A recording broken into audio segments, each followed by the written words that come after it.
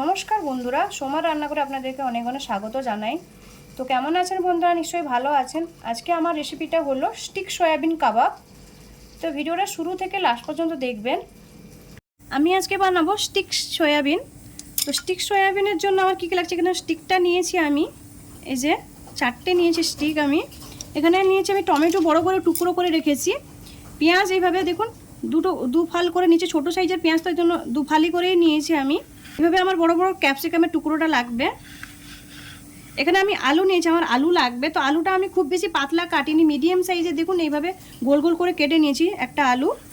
এখানে আমি টমেটোটার বীজ বের করে দিয়েছি। বীজ বের করে আমি টমেটো এইভাবে 4টে টুকরো করে নিয়েছি। একটা টমেটোর 4টে করে টুকরো করেছি।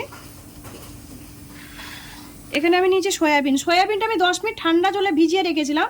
ভিজানোর পর এটাকে আমি জলটা চিপড়ে নিয়েছি। এটাকে কিন্তু গরম জলে আপনারা ভিজাবেন না, যেটা যখন বানাবেন এটাকে ঠান্ডা জলে 10 মিনিট ভিজিয়ে রাখবেন। আমি একটা মশলা তৈরি করব। তো তার জন্য আমি এখানে ময়দা নিয়েছি, বেসন নিয়েছি, এখানে আমি সুজি নিয়েছি। সুজিটা আপনাদের কাছে না থাকলে আপনারা চালের গুঁড়োটাও ইউজ করতে পারেন। আর এখানে আমি কর্নফ্লাওয়ার নিয়েছি। তো আমি এখানে দই নিয়েছি, এখানে 50 গ্রাম মতো দই আছে, মানে 4 চামচ মতন দই আছে ছোটো চামচে। এবার আমি 1/2 চামচ আদা রসুনের পেস্ট দিয়ে দিচ্ছি।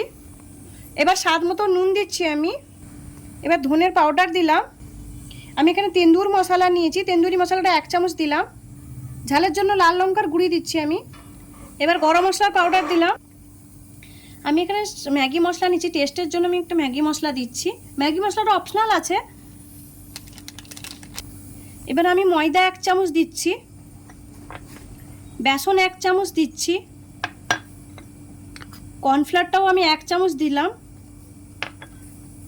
সুজিও 1 চামচ আমি দিচ্ছি। আমি এখানে 1 চামচ মতন কুকিং অয়েল দিয়ে দিচ্ছি। এবার আমি এটাকে একটা মিশ্রণ তৈরি করে নিব, এভাবে ভালো করে মিক্স করে নিব। এবার আমি জল লাগবে, জল দিব। এখানে আমি রেড ফুড কালার নিয়েছি, রেড ফুড কালারটাও আমি দিয়ে দিব কালারের জন্য। এটাকে ভালো করে মিক্স করে নিব এভাবে। দেখুন আমি ভালো করে মিক্স করে নিয়েছি, মশলাটা ভালো করে মিক্স করে নিয়েছি। আর এইভাবে থাকবে, খুব পাতলা হবে না, একটু ঘন ঘন থাকবে মশলাটা, এইভাবেই থাকবে। এবার আমি কাঠির মধ্যে ভরে নিব। তো আগে আমি ক্যাপসিকামটা দিচ্ছি, এবার আমি আলুটা দিয়ে দিব। এই দেখুন আলুটা আমি ভরে দিলাম। এবার আমি সয়াবিনটা দিচ্ছি এভাবে। সয়াবিন আমি 2টো দিলাম। এবার আমি পেঁয়াজটা দিয়ে দিচ্ছি। এবার পেঁয়াজটা দিয়ে দিলাম। টমেটোটা আমি দিচ্ছি, এভাবে টমেটোটা আমি 2টো দিয়ে দিলাম। এবার আমি আবার আলু দিয়ে দিচ্ছি আরেকটা। এবার সয়াবিনটা দিয়ে দিব। এবার আমি পেঁয়াজটা দিয়ে দিচ্ছি। এবার সবার লাস্টে আমি ক্যাপসিকাম দিয়ে দিচ্ছি। দেখুন কত সুন্দর লাগছে। এভাবে আমি বাকিগুলোও বানিয়ে নিব। দেখুন আমি লাগিয়ে নিয়েছি, স্টিকের মধ্যে সবগুলো সবজি ঢুকিয়ে নিয়েছি। দেখুন কি সুন্দর লাগছে দেখতে, কালার একদম। আমি এখানে কিন্তু গ্রিন ক্যাপসিকামটা ইউজ করছি, আপনারা চাইলে রেড বেল পেপারটাও দিতে পারেন, রেড এলো। তো এবার আমি মশলাটা ভালো করে লাগিয়ে নিব এইভাবে। এভাবে ভালো করে মশলাটা ঘুরিয়ে ঘুরিয়ে লাগিয়ে নিতে হবে। দেখুন এইভাবে মশলাটা লাগিয়ে নিয়েছি ভালো করে। তো এইভাবে আমি এখানে ব্রেড ক্রম নিয়েছি, তো আমি ব্রেড ক্রমে কোট করব। ব্রেড ক্রমের মধ্যে আমি দিয়ে দিচ্ছি। আরেকটাও আমি ওইভাবে মশলা লাগিয়ে নিব ভালো করে।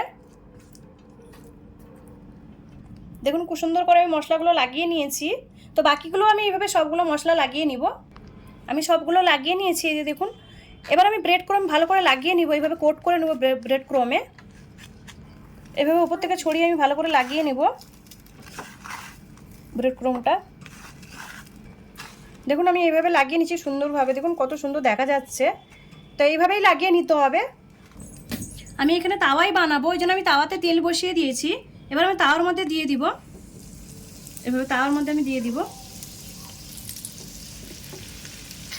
এবারে উল্টে দিব আমি। গ্যাসটা কিন্তু আমি হাইতে রেখেছি, তো এবার আমি গ্যাসটা স্লো করে দিব।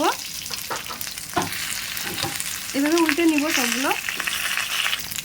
দেখুন এইভাবে ঘুরিয়ে ঘুরিয়ে ভালো করে ভেজে নিতে হবে। এটা আমার হয়ে গেছে, আমি তাওয়া থেকে নামিয়ে নিচ্ছি। আমার স্টিক সয়াবিন কাবাবটা রেডি হয়ে গেছে। তো এটাকে ভালো করে একটু উল্টে পাল্টে করে সেঁকে নিলে, এটা একদমই কাঁচা থাকবে না, গ্যাসটা স্লো গ্যাসেই সেঁকবেন আপনারা। দেখুন কত সুন্দর লাগছে, আপনারা এটা স্ন্যাক্স হিসাবে দারুণ লাগে কিন্তু খেতে। এটা আমি যেভাবে বানালাম ওইভাবে আপনারা একবার ট্রাই করবেন।